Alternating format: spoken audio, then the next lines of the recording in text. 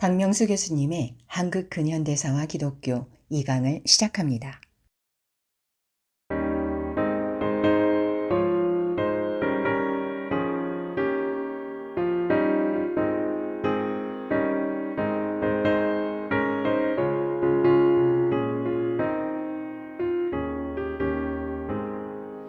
주 예수 내가 알기 전 날 먼저 사랑했네.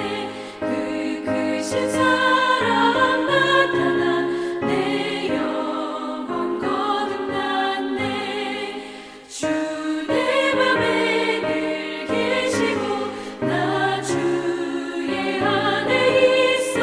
저 포도 비유 같으니 참 좋은 나의 친구. 서울신학대학교 박명수 교수입니다. 오늘은 지난번에 이어서 이 급변하는 동북아 질서 가운데서 어떻게 우리 개신교가 들어오게 되었는가라고 하는 것을 말씀을 드리겠습니다. 먼저 당시의 상황에 대해서 살펴보도록 하겠습니다. 지난 시간에 이야기한 것처럼 우리 한반도는 크게 그 세 가지 중요한 세력과 직면하게 되었습니다. 하나는 북쪽에서 내려오는 러시아 세력, 또 하나는 전통적으로 우리가 가지고 있던 중국 세력, 또 하나는 이제 그 동서의 섬으로 되어 있는 일본이라고 하는 나라, 이 세 나라의 중간에 우리 한반도가 자리 잡고 있었습니다. 그러니까 과거에는 사실은 이 동서에 있었던 일본이나 그다음 북쪽에 있었던 러시아는 무시해도 좋은데, 지금은 이제 1860년대에 와서는 그것을 고려하지 않고서는 역사를 얘기할 수 없는 그런 새로운 상황에 도달하게 된 것입니다. 그런데 실질적으로 1860년대 현실적으로 가장 위협한 것은 뭐냐면은 바로 러시아 세력이었던 거예요. 1860년에 이제 그 러시아가 연해주를 차지하고 그때부터 우리 한반도 북쪽 압록강 말고 두만강 바로 건너에는 러시아가 있었고, 이 러시아 문제를 어떻게 해결을 해야 하는가 하는 것이 바로 조선이 가지고 있는 가장 큰 과제였다고 하는 것입니다. 바로 이런 과제와 더불어서 정권을 맡은 사람이 누구냐면 대원군이라고 하는 거예요. 그래서 대원군은 이 중국도 해결하지 못한 이 러시아 세력을 우리가 어떻게 해결할 것인가 고민을 하고, 이때에 이제 대원군은 프랑스 천주교와 손을 잡고 이 문제를 해결을 할 수 있지 않을까, 이런 생각을 했습니다. 당시 천주교는 상당한 세력을 가지고 있었습니다.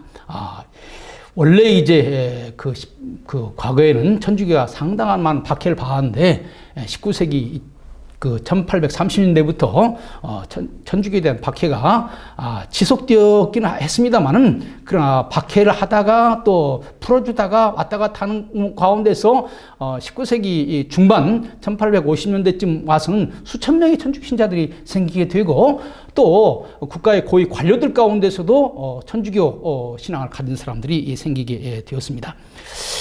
그리고 이 사람들도 이제 천주교 세력을 뿌리를 내리게 하기 위해서는 국가 권력으로부터 인정받아야 되잖아요. 그러니까 천주교도 인정받아야 되고, 대원군도 지금 러시아를 막을 수 있는 새로운 힘이 필요하고, 그래서 고종의 필요와 천주교의 욕구가 서로 만나가지고 이제 한번 이런 러시아의 세력을 막아보자, 이렇게 지금 서로 얘기가 되고 있는 그런 상황이었습니다. 그런데 하나의 새로운 변수가 생기게 된 거예요. 그것은 뭐냐면 중국에서 들려오는 소문입니다. 중국에서 영국과 프랑스에 의해서 강제로 문을 열고 서군명을 받아들인 중국은 겉으로는 이런 그 서군명을 받아들였지만 속으로야 달가울 리가 없지요. 왜냐하면 서군명 자체가 중국의 천자를 중심으로 한 중국 질서를 부정하는 것이니까 그것을 근본적으로 받아들일 리가 없는 거라고요.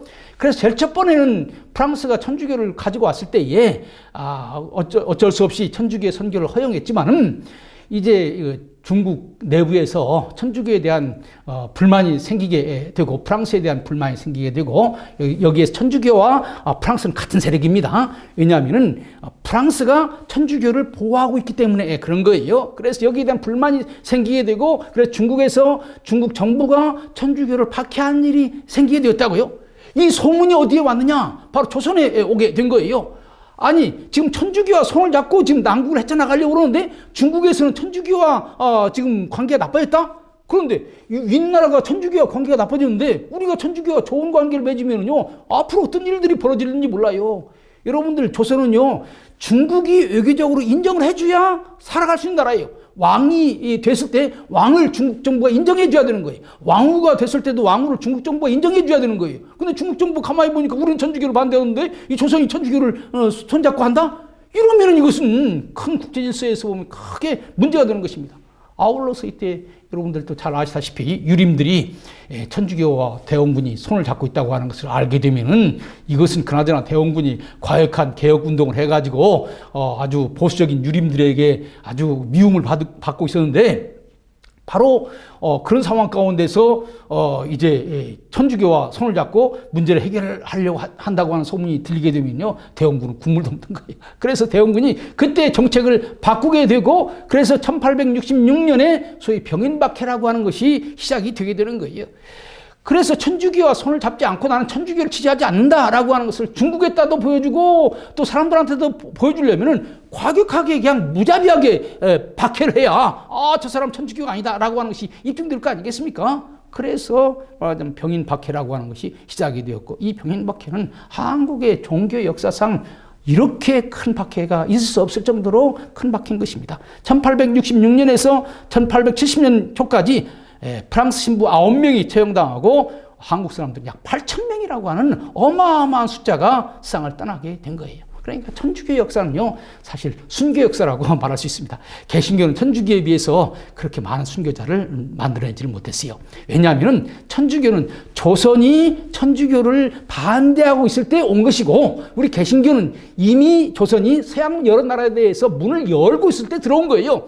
그러니까 달리 얘기한다면 천주교는 담을 넘어서 들어온 종교고 개신교는 대문으로 들어온 종교예요. 대문으로 들어올 때는 박해가 있을 수 없는 거죠. 이런 측면에서 어떻게 보면은 우리 개신교가 천주교가 그런 순교의 피를 흘렸기 때문에 그 덕분을 우리 개신교가 봤다 이렇게도 설명할 수가 있는 거죠. 그래서 병인박해가 어마어마하게 큰 박해였던 것입니다.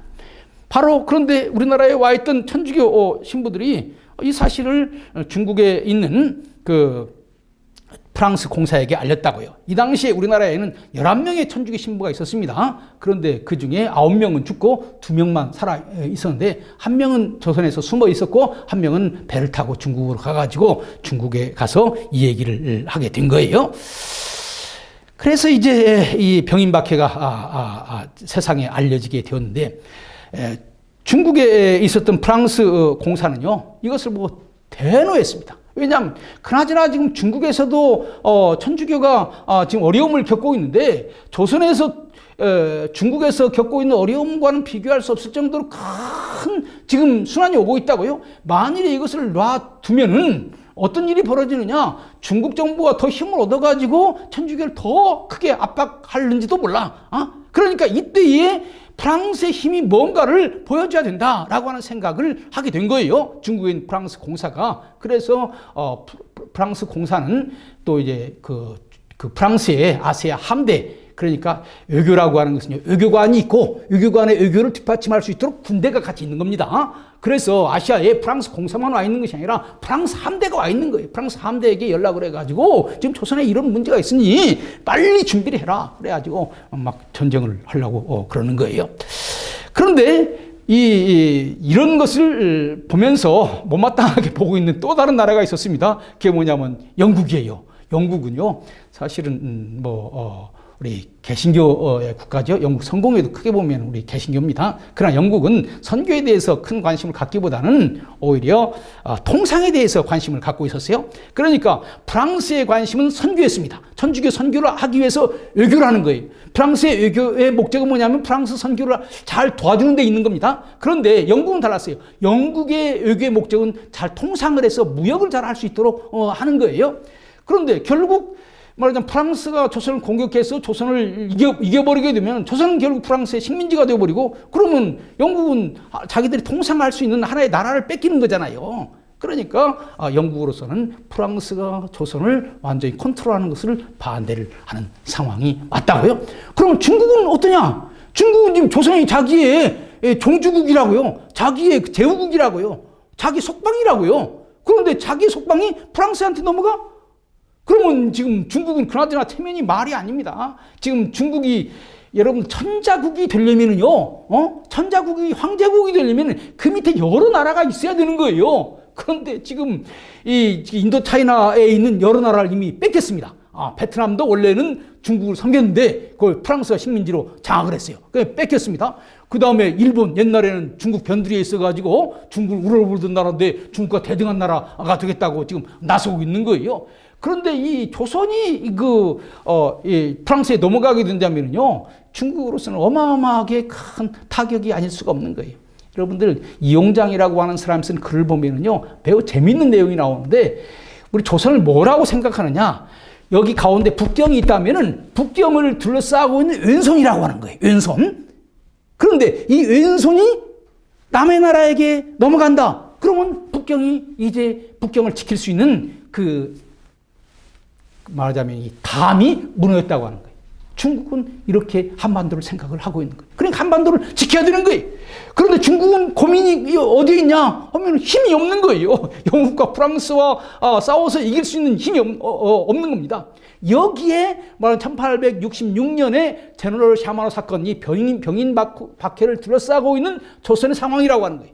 다시 얘기한다면은 러시아는 북쪽에서 내려오려고 그러고, 프랑스는 조선을 점령해서 캐톨릭 국가를 만들려고 그러고, 영국은 조선을 열어가지고 통상을 하려고 그러고, 중국은 옛날과 같은 그런 중화 질서를 유지하려고 그러고, 이런 상황 가운데서 있었다. 그런데 대원군의 선택은 뭐냐면 결국 과거처럼 중국과 관계를 맺어서 중국의 손을 잡고 쇄국 정책하는 것, 이것밖에 대원군의 정책은 없었습니다. 그런데 사실 중국이 대원군을 도와줄 수 있는 힘이 있느냐 하면 그것은 아니에요. 그래서 중국의 고민은 그거예요. 속방이니까 자기 힘이 세가지고 영국도 물리쳐주고 프랑스도 물리쳐주고, 그러니까 너희는 우리 말을 들어야 된다. 역시 천자국가가 잘 보호해주지 않았냐, 이렇게 얘기해야 속 시원하고 좋은데 그것이 아니라고 하는 거예요. 힘이 없는 거예요. 자기도 지금 지탱하기 어려운 그런 상황 가운데 있는 거예요. 바로 이것이 병인 박해와 대원군이 처한 시대적인 상황이다라고 하는 것을 알아야 됩니다. 바로 이럴 때에 등장한 사건이 우리가 유명한 제너럴 샤마노 사건이라고 하는 거예요. 그러니까 아까 얘기한 것처럼 이제 프랑스는 조선을 정복을 하려고 했습니다. 뒤에 얘기할 시간이 있을지 모르겠습니다만은 아주 정복하려고 하는 문장이요, 아주 대단합니다. 프랑스 왕은 우리 프랑스 사람을 9명이나 죽였다. 이것은 프랑스에게 어마어마한 잘못을 범한 거다. 따라서 조선에 관한 모든 권한은 프랑스 황제에게 있는 것이다. 황제가 조선의 왕을 폐위할 수 있고 조선을 완전히 황제의 원하는 대로 만들 수 있다. 선전 포고문과 같은 포고문을 아주 발표를 한 겁니다. 이게 대단한 거예요. 중국의 북경의 외교가에서는 이 문서가 막 다 돌았습니다. 그리고 중국이 이 문서를 조선에게 알려주기도 했다고요. 이게 조선은 큰 걱정이 아닐 수가 없는 거예요. 그런데 사실 이렇게 큰 소리를 쳤는데 참 역사 보면요, 우연이라는 게 참 많습니다. 그래서 이제 프랑스 배가 조선으로 오려고 하는 그 찰나에 바로 베트남에서 내란이 일어났어요. 베트남은 어디냐? 바로 프랑스의 식민지였거든요. 그러니까 조선을 정복하는 것은 그 다음 일이고, 우선 반란을 일으켰으니까 반란을 장악하는 일이, 반란을 정리하는 일이 우선이라고요. 그러니까 조선으로 오려고 했던 배가 말하자면 베트남으로 내려갔다고요. 그 공백이 생긴 거예요. 이것을 누가 알고 있었느냐? 바로 영국이 알고 있었어요. 그러니까 중국의 입장에서는요, 이 프랑스가 조선을 향해서 점령하러 가려고 하는데 중국이 그것을 막을 수 있는 힘은 없어. 그래서 중국이 할 수 있는 일은 두 가지야. 하나는 조선에게 빨리 이 사실을 알려서 준비하도록 해야 되겠다라고 해서 이 프랑스가 조선을 정복하러 가려고 그러니까 빨리 대책을 마련하라고 하는 것을 몰래 비밀리에 조선에게 알려줬고, 또 하나는 이제 프랑스가요 조선을 침략하러 가기 전에 외교적인 안전장치를 만들었습니다. 전통적으로 말한다면 조선은 중국의 속방이에요. 그렇기 때문에 만일에 조선이 중국에게 속해 있다면은 그 조선에서 프랑스 사람 9명이 죽은 것에 대한 궁극적인 책임을 누구한테 물을 수 있느냐? 중국한테 물을 수 있는 거예요. 왜냐하면 너희들이 그 주인이라고 하면서 이 속방을 제대로 교육시키지 못했기 때문에 이런 일이 벌어졌으니까 너희가 책임져라. 그래서 이제 공문으로 보냈습니다. 조선하고 중국하고 관계가 무슨 관계냐? 이 관계를 분명히 해달라. 만일에 조선이 중국의 속방이고 그래서 조선에서 일어난 모든 일들이 중국의 허가 아래서 이루어져야 된다고 한다면은 바로 이 한국 문제를 중국이 해결해라. 중국 큰 이제 짐이 오게 되는 거예요. 뭐라고 하겠습니까? 조선은 우리의 속방이지만 외교도 그렇고 내치도 그렇고 종교 문제도 그렇고 다 자기들이 알아서 한다. 국방도 자기들이 알아서 한다. 우리는 관계없다. 이렇게 얘기한 거예요. 그러니까 그걸 딱 문서를 잡아가지고 그렇지 관계없다고 그랬지. 이제 조선 문제는 프랑스와 우리의 문제다. 중국이 여기에 관여하지 말아라. 이렇게 되는 것입니다. 외교라고 하는 것이 매우 아주 미묘한 거죠. 그래서 중국을 따돌려 놓은 거예요. 그런데 중국이 이 종주국으로서 조선이 조선이 프랑스한테 먹히는 것을 가만히 두고 볼 수가 없잖아요. 그래서 그 답변, 아까 얘기한 것처럼 프랑스에 보내는 답변을 어디에다도 보냈냐면은 영국한테도 보낸 거예요. 보내면서 프랑스가 중국한테 보낸 문서, 그리고 문서 플러스 중국이 프랑스한테 보낸 답변을 같이 묶어가지고 첨부 파일 해가지고 어디로 보낸 영국한테 보낸 거예요. 그래 영국이 상황을 다 알고 있는 거죠. 프랑스가 조선을 완전히 지금 점령하려고 하는구나. 이런 생각을 하게 되고 우리가 빨리 이 사이에 배를 보내서 조선에다가 그 외교 관계를 맺어야 되겠다. 우리가 영국이 먼저 외교 관계를 맺게 되면은 그러면은 조선도 좋죠. 왜냐하면 프랑스가 와서 마음대로 할 수 없어요. 왜냐하면 프랑스와 조선의 1대1의 관계가 아니라 이제 영국이 조선과 이미 그 관계를 맺고 있어요. 그래서 프랑스가 조선을 마음대로 한다고 하는 것은 영국의 이익을 침범하는 것이 되는 거예요. 그렇게 되면은 영국과 싸워야 되는 거예요. 그러니까 프랑스가 함부로 행동을 못 한단 말이에요. 이것을 잘 설득을 해가지고 조선한테 너희들 가만히 있으면 프랑스가 와가지고 너희들 점령하려고 그러니까 너희들 힘으로 프랑스 이길 수 없어. 우리와 먼저 손 잡으면은 우리가 프랑스 문제는 해결해 줄게. 이런 신호를 보내기 위해서 배를 보낸 거예요. 배를 두 척을 동시에 보냈습니다. 한쪽은 충청도 앞바다를 통해서 올라가도록 보냈고 또 한척은 대동강 쪽으로 온 거예요. 충청도 앞바다에서 올라온 배는 시도를 여러 번 했어요. 조선한테 설명도 하고 이렇게 하면 되겠다 얘기했지만 조선이 받아들이지 않으니까 그냥 돌아가 버리고 말았고, 북쪽에 온 배, 그 배에 우리가 잘 아는 로버트 토마스라고 하는 선교사가 타고 있었고, 그 배가 이제 대동강 쪽으로 가가지고 이제 거기에서부터 이제 내려오는 그런 루트를 택해가지고 선교를 하려고 했던 것입니다. 그래서 제너럴 샤마노가 바로 이런 찰나에서 오게 된 거예요. 그래서 1866년 9월에 중국 지푸를 출발했습니다. 그래서 1816년 평남 용강 8월 16일에 평남 용강에 도착을 했고 8월 20일에 평양에 접근을 했고 그렇게 해가지고 결국 약 한 달여 대동강 면에서 있다가 9월 5일 날 제너럴 샤마노가 거기에서 섬멸을 당하고 말았습니다. 왜 섬멸을 당했느냐?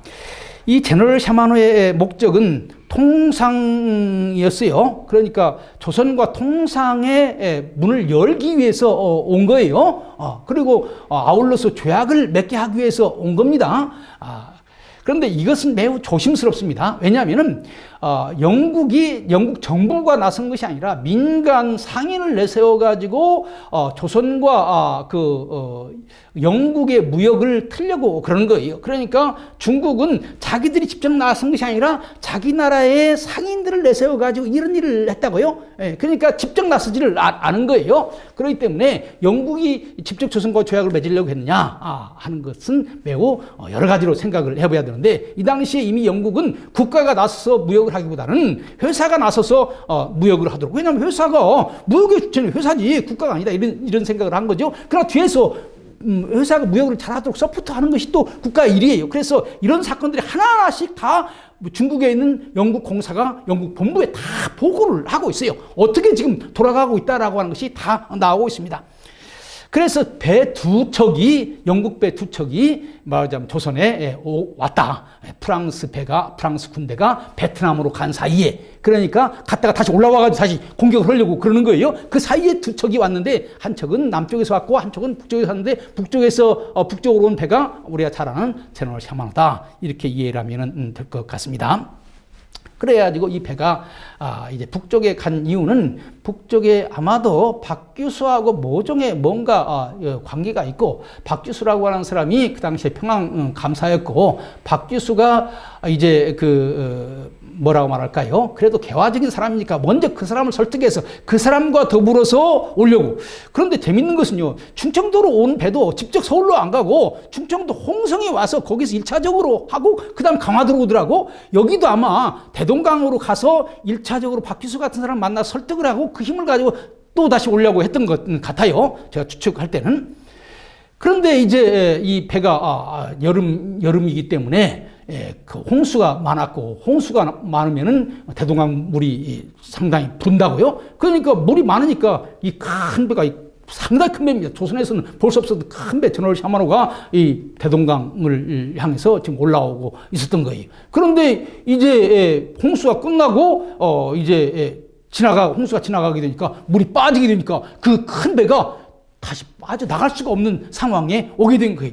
그러니까 그런 상황 가운데서 이 제너럴 샤마노는 갇힌 배가 됐고, 여기에다가 이제 조선 사람들이 실질적으로 이 제너럴 샤마노는 뭐 포도 가지고 있고 무기도 가지고 있기 때문에 조선 사람하고 상대해서 싸우면은 뭐 경쟁이 안 됩니다. 그런데 모든 싸움이 없고 무기만 좋다고 이기는 거 아니에요. 이 갇혀진 상황에서 평양 감사 박규수가 자기 주변의 사람들과 같이 지략을 짜가지고 어떻게 했느냐 하면은, 나룻배 같은 배에다가 땔감을 잔뜩 얹고 거기다 불을 붙여가지고 보낸 거예요. 그렇게 되니까 이 작은 배가 가가지고 그 제너럴 샤마노라는 큰 배에 불을 붙게 만들었고, 그래서 결국 불타게 만들었지요. 그래서 9월 5일 날 이 제너럴 샤마노가 완전히 불타버리게 되었습니다. 이때 이 배에 누가 타고 있었느냐? 바로 영국 사람 로버트 토마스라고 하는 선교사가 여기에 타고 있었습니다. 그래서 로버트 토마스의 최후에 대해서 두 가지 의견이 있습니다. 한 사람은 그 조선 쪽의 기록은 뭐냐면은, 배가 불타니까 나와가지고 살려달라고, 목숨만 살려달라고 이렇게 얘기했다라고 하는 기록이 있고, 또 한쪽에서는 이제 그 당시에 평양에 있던 사람들의 증언, 1866년의 일이니까요. 선교사들이 평양에 온 것이 언제냐면 1894년, 5년 이때 왔다고요. 한 30년 후에 선교사들이 왔었어요. 그러니까 어렸을 때에 제너럴 샤마노가 불타는 것을 직접적으로 본 사람들이 평양에 거기에 바로 있었던 거예요. 그 사람들한테 다 증언을 들었습니다. 증언의 내용에 의하면은 토마스가 배에서 나와서 그 성경을 전하고 그리고 하나님 앞에 기도하면서 칼을 맞아서 세상을 떠났다. 서로 상반된 두 가지 증언이 있어요. 아직 어떤 것도 어느 것이 사실인지 아무도 사실은 잘 모른다고 생각을 합니다. 그러면 이제 바로 우리 선교사 로버트 토마스에 대해서 얘기를 하겠습니다. 저는요, 아까 얘기한 것처럼 중화질서가 붕괴되어 가고 있는 이런 상황 가운데서 우리 한반도의 탈출구가 뭔가, 무엇이 우리의 탈출구가 될 수 있을까? 러시아는 러시아 정교회라고 하는 그 문명을 가지고 있었습니다. 일본은 또 일본의 신토이즘이라고 하는 문명을 가지고 있는 것이고, 중국은 우리가 잘 알다시피 유교라고 하는 문명을 가지고 있는 거예요. 프랑스는 또 천주교라고 하는 문명을 가지고 있는 거예요. 만일에 우리가 러시아를 받아들이면 러시아의 정교의 영향을 받게 되는 것이고, 일본을 받아들이면 일본의 신토이즘의 영향을 받게 되는 것이고, 옛날 신사참배처럼, 그 다음에 또 이제 프랑스의 영향을 받게 되면은 어떻게 되느냐? 바로 천주교 국가가 되는 것입니다. 그런데 바로 이런 틈바구니 속에 사실 처음에 온 선교사, 우리 개신교 선교사가 누구냐면은 바로 로버트 토마스라고 하는 거예요. 그래요. 한국 땅에 온 최초의 그 선교사가, 개신교 선교사가 로버트 토마스입니다. 로버트 토마스는 어떤 사람이냐? 영국 웨일즈의 회중교회 목사의 아들로서 태어났습니다. 회중교회라고 하는 것은 우리 개신교입니다. 성공회로 개종할 그 기회가 있었는데 반대했습니다. 나는 오직 성경만을 중요하게 생각하는 개신교 목사다, 이런 생각을 했습니다. 그리고 이제 선교사에 대한 꿈을 가지고 런던 대학교에 들어가서 신학을 공부했어요. 그런데 이 로버트 토마스가 별로 학업 성적이 좋거나 또 모든 성격이 아주 차분한 그런 모범생은 아니었던 것 같아요. 공부는 별로 잘하지 않는데 한 가지 딱 잘하는 것이 있었습니다. 그건 뭐냐면 그건 천재였어요. 그래서 어떤 언어든지 조금만 배우면 잘 알았어요. 왜냐하면 이 토마스가 어디 출신이냐면 웨일즈 출신입니다. 영국의 웨일즈라고 하는 지역은 어떤 지역이냐면은 일종의 그 옛날부터 살던 켈트족이 살던 지역이에요. 같은 영국이지만은 영어도 쓰지만 켈트어라고 하는 언어도 쓰고 있는 거예요. 그렇기 때문에 그 웨일즈 사람들은 자기 고향의 언어인 켈트어도 쓰면서 동시에 영어도 하는, 그래 태어나자마자 이중어를 할 줄 아는 사람들, 이런 사람들이 외국어를 잘 배운다고 그래요. 머리 구조가 다른 나라 언어를 잘 배울 수 있도록 되어 있기 때문에. 그래서 언어의 천재였습니다. 그런데 결국 이 로버트 토마스는 그 학교에서 선생님들이 뭐라고 주장을 하냐면은 당신 이렇게 공부를 현찮게 해서 되겠느냐 이렇게 얘기했을 때 나는 지금 영국에서 목회하려고 하는 사람이 아니라 선교지에 가서 선교하려고 하는 사람인데, 선교지가 선교하는 데는 예수님이 누구인가 이것 알고 그 나라 언어를 알고 그러면 되는 거지, 복잡한 신학을 내가 배울 필요가 뭐 있느냐 이렇게 얘기하면서 자기 공부도 제대로 못했고 과목도 다 이수를 못했는데 그냥 졸업을 시켜달라고 우기는 거예요. 그래가지고 결국 회의를 여러 번 해가지고 졸업을 시켜줬습니다. 그리고 이제 이 사람이 중국으로 선교사로 오게 된 거예요. 그래서 63년에 중국 상해에 도착을 했고 64년 봄에 참 가정적으로 어려움을 겪었습니다. 유산으로 부인 이상을 떠났습니다. 그러니까 마음으로 보통 낙심하는 것이 아니죠. 그리고 또 위에 있는 선배 선교사하고도 갈등을 느꼈고, 그래가지고 나 선교사 못하겠다 그러고 선교사를 그만두고 세관원의 그 직원으로 직업을 바꿨습니다. 그런데 그런 가운데서 마음이 불편한 거예요. 내가 선교사로 왔는데 세관원에서 돈을 버는지는 모르지만은 내가 부름받은 목적에 합당하게 사는가 이런 걸 생각을 하니까 더 이상 하기가 싫어요. 그런데 바로 그 지프에 누가 있었냐면요, 바로 윌리엄슨이라고 하는 선교사가 있었는데, 이 선교사가 당신 그러지 말고 다시 선교사로 활동을 해봐라. 지금 조선에는 아무도 지금 선교사로 안 가봤는데 당신이 첫 번째 선교사가 되는 것이 어떠냐, 이런 제안을 하게 된 것입니다. 그래서 1865년 9월 4일에 이 조선을 향해서 출발하게 된 거예요. 그러니까 병인 박해 사건이 일어나기 바로 전에 가을에 조선을 향해서 오게 되었고, 조선의 서해안, 그러니까 지금 황해도 옆에 있는 바다, 거기에 와가지고 몇 달 동안 살면서 조선말도 배우고 한국 상황도 배우고 그렇게 하고 다시 이 중국으로 돌아가게 되었습니다. 중국에 가가지고는 1860년 초에 1865년에 조선에 와서 이제 가을 동안 조선에 와서 여러 가지 상황을 보고 배우고 1866년에 이제 초에 북경에 있게 되었습니다. 그런데 북경에는 누가 왔냐면요, 조선에서 오는 그 외교 사절들, 동지사라고 그러는데 동지사들이 북경에 오게 되었습니다. 그래서 이 북경에 온 동지사들과 더불어서 조선 사정에 대해서 잘 알게 된 거예요. 그러니까 한 번은 조선에 가서 직접 보고 또 한 번은 북경에서 조선 사람 만나서 조선의 상황을 알고 그 결과를 종합해 볼 때 조선은 문을 열고 있구나. 바로 이때가 무슨 때냐면은 아까 얘기한 것처럼 대원군 집권 초기고 지금 러시아는 내려오려고 그러고 이것을 막기 위해서 조선이 천주교라도 손을 잡고 지금 러시아를 막아보겠다고 하는 바로 그 찰나예요. 그러니까 겉으로 볼 때는 문이 열리고 있는 거죠. 그러니까 이 토마스가 아니 조선이라고 하는 나라에 대해서 천주교는 이미 선교를 시작을 했고 그래서 몇천 명의 신자가 있고 또 그다음에 두만강 북쪽에는 러시아가 있는데 러시아도 멀지 않아 이제 정교의 선교를 할 텐데 우리 개신교 선교는 어떻게 되는 거냐? 우리 세계 기독교를 크게 셋으로 나눌 수 있죠. 하나는 러시아 정교회, 또 하나 로마 캐톨릭교회, 또 하나 우리 개신교. 그런데 천주교 선교는 이미 시작되었고, 그다음에 그 두만강 북쪽에 정교회가 있기 때문에 바로 정교회도 이제 선교를 하려고 할 것 같고, 그러면 우리 개신교는 어떻게 되냐 이게? 네? 개신교 선교를 해야 된다. 그래서 개신교의 최초의 선교사가 되려고 하는 그런 꿈을 갖게 되었습니다. 이것은 거룩한 꿈이지요. 그래서 결국 이제 개신교 선교에 대한 꿈을 가지고 아까 그 어떻게든지 조선에 오려고 하는 마음을 갖게 되었는데 이 기회를 보던 중에 조선에 이제 조선으로 가는 배가 있는데 거기에 통역으로 갈 수 있겠느냐. 원래는 프랑스 함대 통역으로 가려고 그랬습니다. 그런데 프랑스 함대가 조선으로 가는 것이 아니라 다시 베트남으로 가게 되어버리니까 조선으로 갈 수가 없잖아요. 그때 바로 제너럴 샤마노라고 하는 배가 조선을 향해서 떠난다고 하는 소문을 듣고 내가 그 배 타고 가봐야 되겠다. 그래서 사실은 그 북경에서 천진에서 지프로 그렇게 해가지고 조선으로 오게 된 것입니다.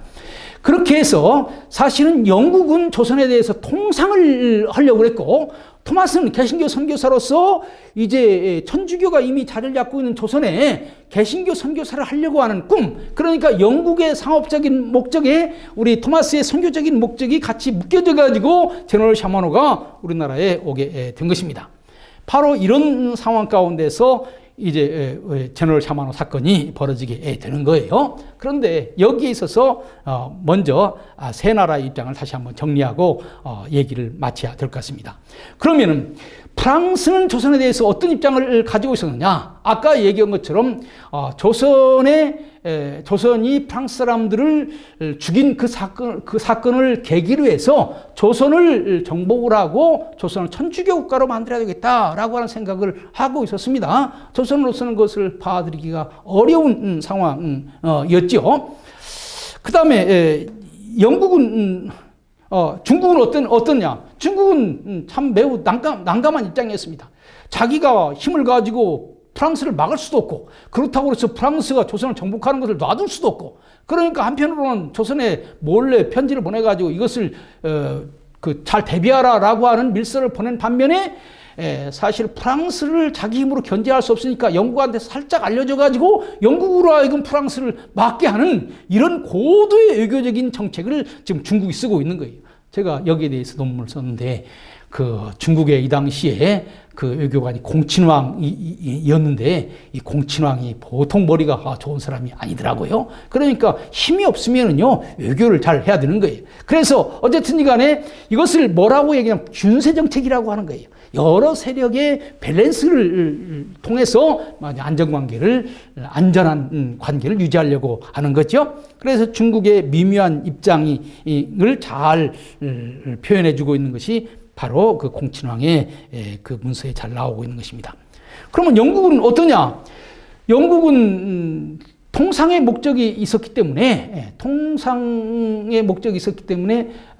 영국으로서는 바로 조선의 문제를 해결해 준다고 하는 그런 명분으로 빨리 조선과 조약을 맺어가지고 프랑스가 조선을 독점하는 것을 막고 또 자기들이 통상할 수 있는 통상권을 확보하자라고 하는 것이 영국의 입장이었고 바로 이런 상황 가운데서 토마스는 무슨 생각을 하고 있었느냐? 토마스는 기독교 선교를 하려고 했지요. 그런데 그 조선은 이런 것을 받아들일 수가 없는 거죠. 조선은 무슨 생각을 하고 있었습니까? 결국 별 생각이라고 하는 것이 없는 거예요. 문만 걸어 잠그고 있으면 되지 않는가? 이런 생각을 하고 있는 거죠. 무책인 거죠. 참 이런 점에서 조선이 매우 어려운 상황으로 오게 되었습니다. 바로 이것이 말하는 제너럴 샤마노 사건이 있었던 거예요. 결국 아까 얘기한 것처럼 제너럴 샤마노 탄 토마스, 한국의 최초의 선교사는 대동강에서 세상 떠나고 말았습니다. 우리 기독교는 그것을 순교라고 말합니다. 그러면은 토마스에 대해서 지금 말이 많습니다. 한국 역사학계에서 토마스를 보는 눈하고 한국 기독교사에서 토마스를 보는 눈이 달라요. 그래서 토마스에 대한 평가를 마지막으로 해서 제 오늘 강의를 정리를 하려고 합니다. 먼저 첫 번째로 왜 토마스는 조선에 왔는가? 토마스의 가장 중요한 목적은 선교입니다. 그러니까 천주교가 이미 들어와 있고 정교회가 조선에 오려고 하는 상황 가운데서 어떤 면에서 보면은 서구 문명의 핵심인 개신교가 이 땅에 들어와야 개신교도 좋고 개신교 서양에 있는 개신교도 좋다 이렇게 생각을 한 거죠. 그러나 선교만 가지고 온 것이 아니고 영국 사람이고 영국의 그 배 제너럴 샤마노가 선적은 미국이지만 그 당시에 그 배를 운영하고 있는 주체는 영국입니다. 그러니까 사실 따지고 보면 영국 배라고 말할 수 있는 거예요. 영국 배가 통상을 하려고 하는 그 루트를 통해서 온 거예요. 그러니까 두 번째 목적은 통상인 거예요. 그러니까 선교와 통상이 같이 나가고 있는 것이고, 그다음 세 번째는 뭐냐면 평화인 겁니다. 사실 그 당시에 프랑스가 조선을 점령을 하려고 했기 때문에 먼저 영국과 조선이 조약을 맺게 되면은 프랑스가 조선을 함부로 할 수 없다. 이렇게 되면은 조선도 살고 그 다음에 개신교 선교도 되고 중국도 체면을 유지하고 어떻게 보면 중국, 영국, 조선은 다 같이 이익을 볼 수가 있죠. 그런데 조선은 그게 무슨 말인지를 알아듣지를 못하는 거예요. 조선은 그게 무슨 말인지 알아듣지를 못하는 거예요. 그리고 그냥 옛날 하던 식으로 하는 거예요. 프랑스는 여기에 대해서 이제 아주 반대를 하는 거죠. 왜냐하면 자기들이 좋은 기회가 왔는데 이 기회를 막으려고 하는 것입니다. 물론 나중에 이제 병인 양요라고 해서 프랑스가 실질적으로 왔습니다. 그 뒤에 와가지고 그 강화도에 그 공격을 했지만은 결국 지고 말았습니다만은 프랑스의 그 성격을 잘 보여주고 있는 거죠. 그래서 토마스는 왜 왔는가? 세 가지입니다. 선교, 통상, 평화. 한반도의 평화를 위해서 왔다. 그래서 토마스가 이 문정관이라고 해서 배에 그 전 사람들이 와서 너희들 뭐 들어왔느냐라고 물어볼 때에 토마스가 여러 번 얘기했어요. 우리는 평화를 위해서 왔다. 지금 조선은 지금 프랑스의 공격에 직면하고 있다. 빨리 우리가 영국과 손을 잡고 우리 기독교와 손을 잡게 되면은 우리 기독교는 천주교처럼 조선의 문화를 무시하지 않냐고 공조선의 문화를 존중할 것이다. 그러니까 우리와 좋은 관계를 맺게 되면은 우리와의 좋은 관계 때문에 프랑스의 공격에서 해방될 수 있다. 우리가 평화를 보장해 줄 수 있다. 이렇게 얘기를 한 거예요. 그러나 그런 것들이 지금 조선의 관리들의 귀 속에는 무슨 말인지 알아듣지를 못하는 거예요. 그래서 토마스가 천주교와 개신교가 다르고 영국과 프랑스가 다르다고 하는 상황을 설명해도 그게 무슨 말인지를 못 알아듣는 거예요. 조선 사람들이. 또 설령 알아듣는다고 해도 대원군이 쇄국정책을 하기로 이미 마음을 굳힌 상황 가운데서 그런 얘기들이 귀에 들어올 리가 없는 거죠. 그 다음에 또 한 가지는 그 로버트 토마스는 제국주의의 침략자인가 라고 하는 것입니다. 사실 지금 현재 역사 교과서에는 토마스는 서양의 배가 조선을 침략하려고 하는 서양의 배와 같이 왔기 때문에 그 토마스는 서구 제국주의의 앞잡이로서 조선에 온 것이다. 이런 식으로 지금 역사 교과서에는 서술되어 있고 이것을 노골적으로 표현하고 있는 것이 북한의 교과서입니다.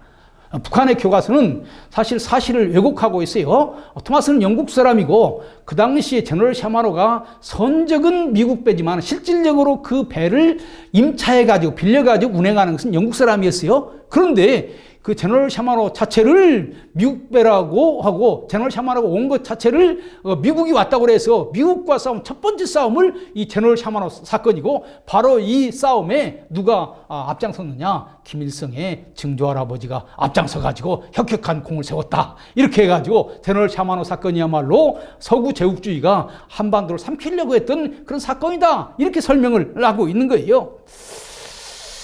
여기에 대해서 몇 가지 얘기할 수가 있습니다. 첫 번째는 제너럴 샤머논은 사실 그 당시에 무기를 가지고 왔어요. 무기로 무장을 하고 있었습니다. 그러나 이 무기가 조선을 정복하려고 하는 그런 무기냐, 단순한 자기 방어를 위한 목적으로 무기를 가지고 온 것이냐. 사실 제너럴 샤머논가 나중에는 무기를 썼습니다. 그러나 처음부터 무기를 쓴 것이 아니에요.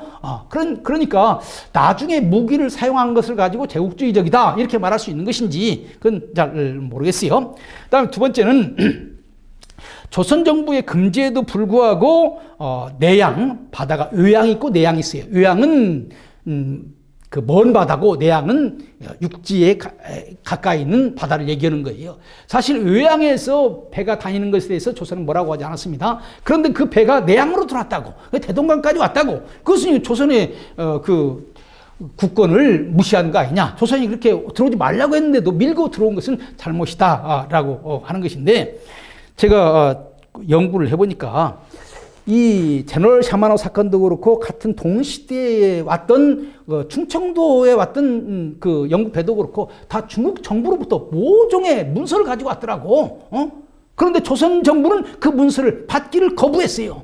왜냐하면 문서를 받아들이면은 그러면 받아들여야 되는 것이거든요. 그렇기 때문에 사실 어떻게 보면은 들어오지 말라면 들어오지 말아야죠. 저는 그것이 원칙이라고 생각합니다. 그러나 그럼에도 불구하고 영국은 중국과 모종의 거래를 통해서 조선을 열어야 된다고 생각을 했고, 중국은 명시적으로는 아니지만 간접적으로 조선 정부를 설득할 수 있는 문서를 주었거나 구두 메시지를 줘서 보냈는데 조선이 그것을 받아들이지를 않은 거예요. 그렇기 때문에 그냥 무지막지하게 조선이 막 것을 들어왔다 이렇게 말하기는 어렵고, 이 영국 배들도 모종의 외교적인 안전장치를 가지고 왔는데 그것이 무엇인지는 정확하게 지금 밝혀지고 있지는 않아요. 왜냐하면 그건 고도의 외교적인 비밀에 속하는 것 같아요. 왜냐하면 서로 외교적인 책임을 가져야 되니까. 외교라고 하는 것이 서로 이렇게 아리숭한 선에서 끝나는 것들도 많습니다. 그래서 조선정부의 금지에도 불구하고 내양으로 진입한 것은 잘못이다 라고 하는 거기에 대해서 그것이 맞다고 말할 수 있지만은 또 그러나 단정적으로 꼭 제국주의적인 것이었다 이렇게 말하기는 어렵다. 이런 선에서 좀 약간 온건하게 얘기할 수 있는 소진이 있다라고 하는 것입니다. 그 다음에 제너럴 샤머논은 미 제국주의 앞잡인가? 사실 제너럴 샤머논은 그 당시에도 미국 배가 아니었어요. 그 당시는 뭐 영국 배 혹은 프랑스 배 이렇게는 이해해서도 미국 배라고 생각한 것은 없습니다. 그러니까 북한이 이것은 완전히 날조한 거예요. 그 다음에 북한 교과서에는 김일성의 할아버지 김응우가 여기에 주역이었다고 말하지만 그 당시에 보면은요, 제너럴 샤머논가 파괴되었을 때에 조선으로서는 엄청나게 이긴 겁니다. 사실은 서양이 큰 배를 침몰시켰으니까. 그래서 그 사건이 끝난 다음에 그 사건과 연루된 사람들 다 농공 행사를 하는 거예요. 쭉 사람 이름이 나오고 있습니다. 그런데 김일성의 할아버지 이름은 안 나오고 있어요.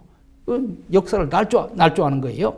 이런 측면에서 토마스를 미 제국주의의 앞잡이라고 설명하는 그런 그 북한의 주장은 이것은 잘못이다.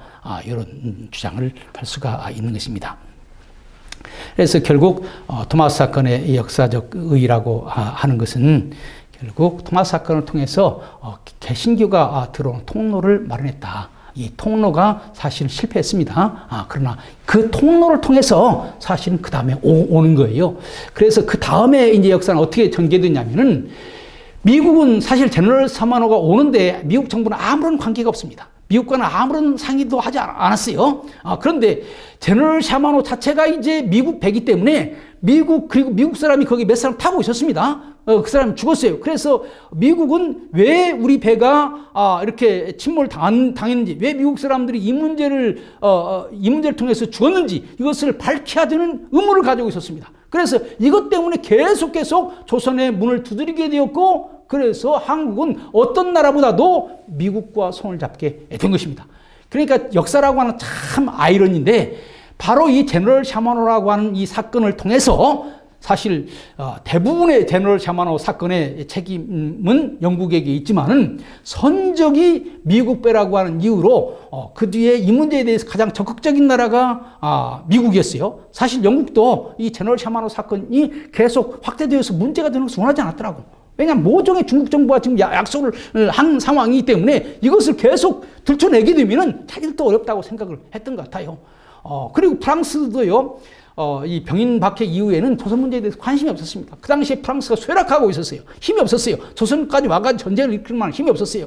그래서 국제사회에 있어서 프랑스, 영국, 미국 이 세 나라가 지금 서구 국가로서 조선에 관심 있는 나라인데 영국도 적극적이지 아니하고 프랑스도 적극적이지 아니하고 오히려 한반도에 적극적인 나라가 미국이었던 거예요. 그래서 미국은 계속 한반도의 문을 열려고 했고 그 결과가 1882년에 사실 조미조약으로 맺어지게 되었고 그래서 미국은 한국이 서양 여러 나라와 관계를 맺은 최초의 서양 나라가 된 것입니다. 그래서 한미관계가 시작이 된 거예요. 바로 미국이라고 하는 세계 최고 발달된 문명이 우리나라에 왔기 때문에 그 루트를 통해서 우리 개신교도 들어오게 되고 그 루트를 통해서 자본주의도 들어오고 시장경제도 들어오고 그 루트를 통해서 근대 민주주의도 들어오게 되고 그래서 오늘 대한민국이 만들어진 것입니다. 그러니까 1866년에 제너럴 샤마노라고 하는 이 사건이 작은 사건이지만은 이 작은 사건을 통해서 미국과 관계를 맺게 되었고 미국과 관계를 맺어가지고 1882년에 조미조약을 맺게 되었고 조미조약의 통로를 통해서 선교사들이 오게 되었고 선교사들이 와서 그 우리 민주주의와 그 다음에 근대 문명과 그 다음에 기독교를 알려주게 된 거죠. 오늘 대한민국은 바로 그 루트를 통해서 오게 됐다고 하는 거예요. 그래서 제가 결론적으로 얘기한다면 오늘의 대한민국은 바로 서양 근대 문명과 만나서 오늘의 대한민국이 만들어졌는데 오늘의 대한민국이 이렇게 근대 문명을 받아들여지게 되는 통로는 1차적으로 로버트 토마스의 순교에서부터 출발한다. 한 사람이 땅에 떨어져서 죽었지만은 그 죽은 것을 밑거름으로 해가지고 새로운 역사가 시작되었다. 이렇게 말할 수가 있습니다. 오늘 여기까지 마치겠습니다. 감사합니다.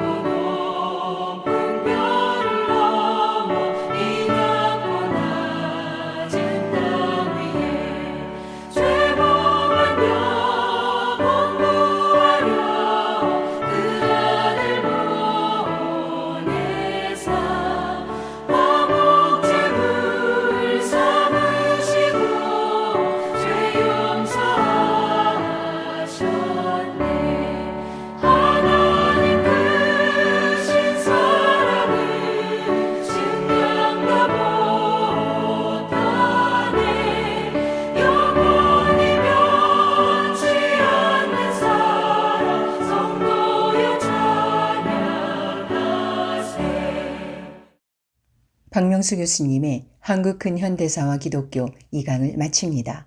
다음 주 토요일 오전 10시에는 한국 근현대사와 기독교 3강이 이어집니다. 많은 시청 바랍니다. 감사합니다.